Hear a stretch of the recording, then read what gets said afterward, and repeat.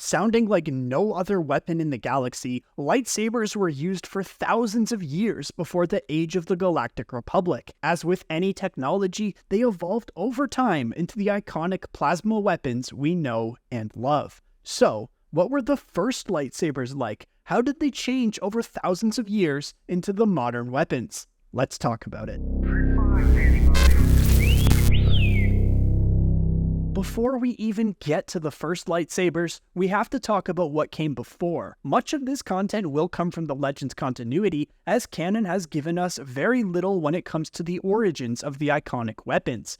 About 36,000 years before the events of A New Hope, the ancient Jedi, known as the Jedi, wielded metal swords called Force-imbued blades. First conceived on the planet Typhon, which is where Grogu sat upon the Seeing Stone in The Mandalorian, Force-imbued blades became the signature weapon of the ancient Jedi for approximately 10,000 years. Typically, each blade was created by a Jedi after advancing past the rank of Padawan and becoming a Jedi Journeyer or a Jedi Ranger of the Order. An initiate would select a bar of high-carbon metal, typically Durasteel, and would hammer the bar into a blade.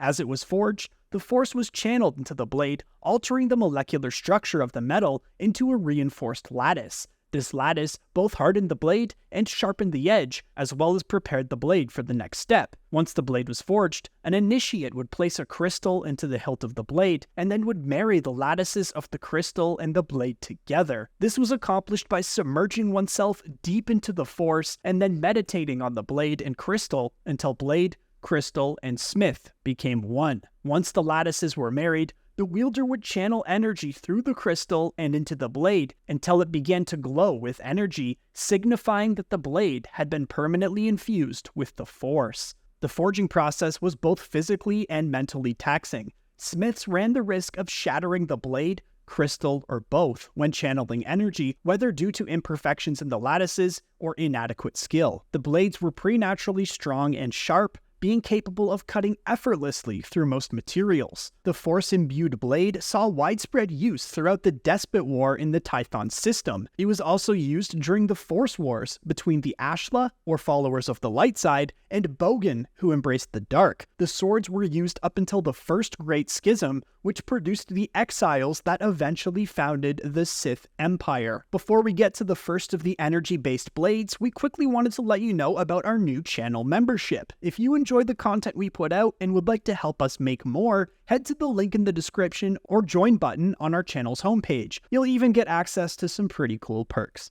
The first energy-based blade was called the Force Saber. It wasn't created by the Jedi, but by the Rakata around 24,000 BBY. The ancient amphibious humanoid species formed the Rakatan Infinite Empire and were very technologically advanced. Long-term use of the dark side of the Force corrupted their society and turned them into a race of merciless warriors that used their potent Force-powered technologies to conquer and enslave every other species they came across. They were characterized by their cruelty, savagery, and arrogance, known to strip entire planets of their resources, terraform worlds to fit their own shifting needs, and kill entire slave workforces. Their invention, the Force Saber, channeled powerful dark-side energy through laboratory-grown Ebon crystals and was ignited like the later lightsabers. Force Hounds were required to construct these weapons, Force-sensitive servants of the Rakatan. Some Force Sabers, the ones used by Force Hounds, were similar to standard lightsabers, while others, used by Rakata themselves, were similar to lightsaber pikes, with much longer handles. Force sabers, like later models of lightsaber, came in a variety of colors: purple, red, blue, orange, and yellow. Because of its ties to the dark side, any Jedi were at risk of succumbing to it with each and every use of the Force Saber. During the Rakatan invasion of the Tython system, the Jedi Order showed signs of a great divide between those who wished to use the Force Saber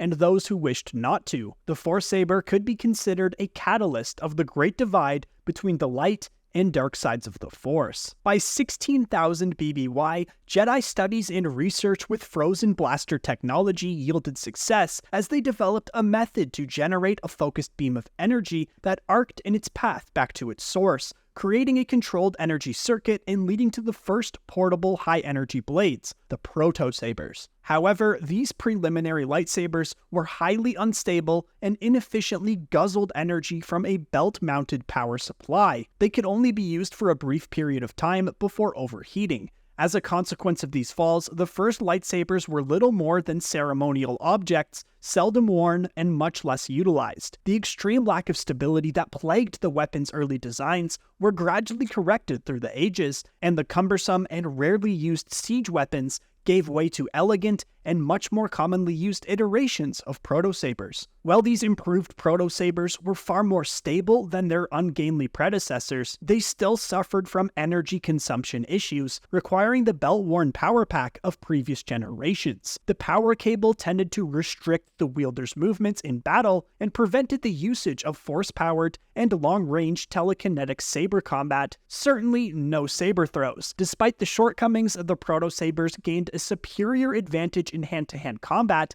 against heavily armored foes, and saw a great deal of use during the period of the 100-Year Darkness and Second Schism between the Jedi and Sith. It seems the early Dark Lords of the Sith Empire were ultimately responsible for the advancements of lightsabers, replacing the belt-mounted power pack with a power cell within the hilt. An internal superconductor was introduced, which transferred the returning looped energy from the negative charged flux aperture back into an internal power cell. With this modification, the power cell would only expend power when the energy loop was broken, such as when a lightsaber was cutting something, solving the power supply problem. According to the Tedran Jedi holocron, the Sith also created the schematics for the first double-bladed lightsabers.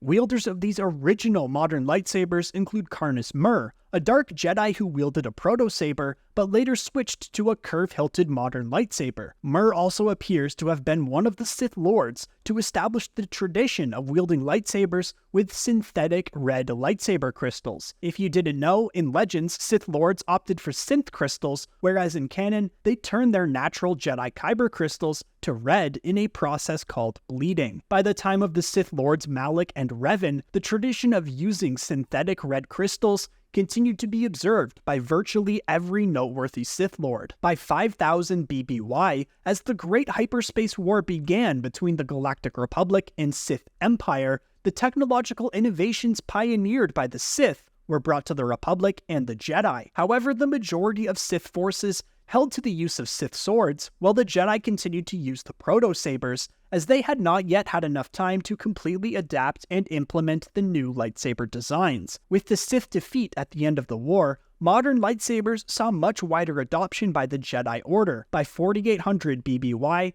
they were almost universally utilized by all Jedi. About 1,000 years later, the Jedi Order fought the Great Sith War against the followers of the Dark Lord of the Sith at this time, Exar Kun. Upon his ascension to Dark Lord of the Sith, Kun redesigned his Jedi lightsaber based on instructions hidden within an old Sith holocron, creating one of the earliest double-bladed lightsabers. While Exar Kun's insurrection ultimately failed, he did introduce the double-bladed lightsaber to the Jedi, and it began to see more widespread use during the period leading up to the Jedi Civil War, started by Darth Revan and Malak against the Old Republic. It's likely during this time that the dual-phase lightsaber was also created, which used 2 power crystals and allowed its blade length to be extended or shortened in the middle of combat. It was far less popular by the Clone Wars, but Darth Vader was known to utilize one. About 2,000 years later, in 1050 BBY, one of the most unique lightsabers was created, the Darksaber. Forged by Tar Vizsla, the first Mandalorian ever inducted into the Jedi Order, the weapon was uniquely sword-like in shape and had a crackling black blade. We've yet to learn much of the specifics when it comes to its creation,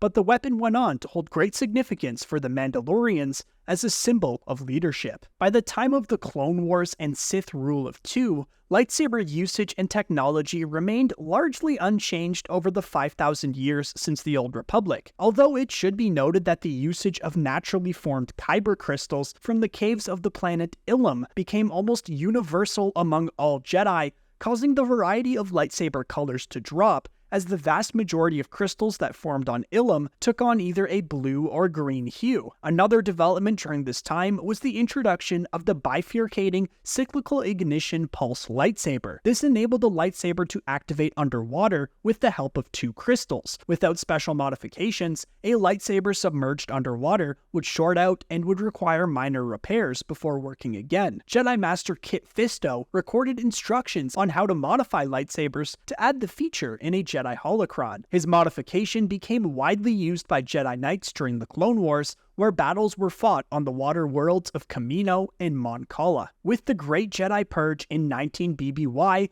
lightsabers became contraband, aside from the ones wielded by Vader and his Inquisitors, with many of the sites where Jedi traditionally collected lightsaber crystals razed or quarantined. Jedi were forced to refrain from drawing their lightsabers during this era, as openly displaying the traditional weapon would only draw attention, leading to many developing creative ways to hide the weapons in plain sight. But that's how lightsabers evolved over thousands of years and became the weapons we know and love today.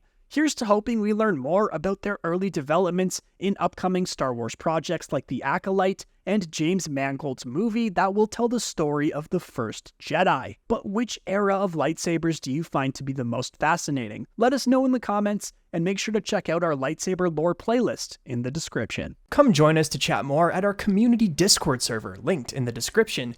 If you enjoyed today's Star Wars video, we've got more on the screen for you right now. Also make sure to drop a like, and if you're new to the channel, hit subscribe to join the Red Squadron. Until next time, thanks for watching, and may the Force be with you. Red 5, standing by.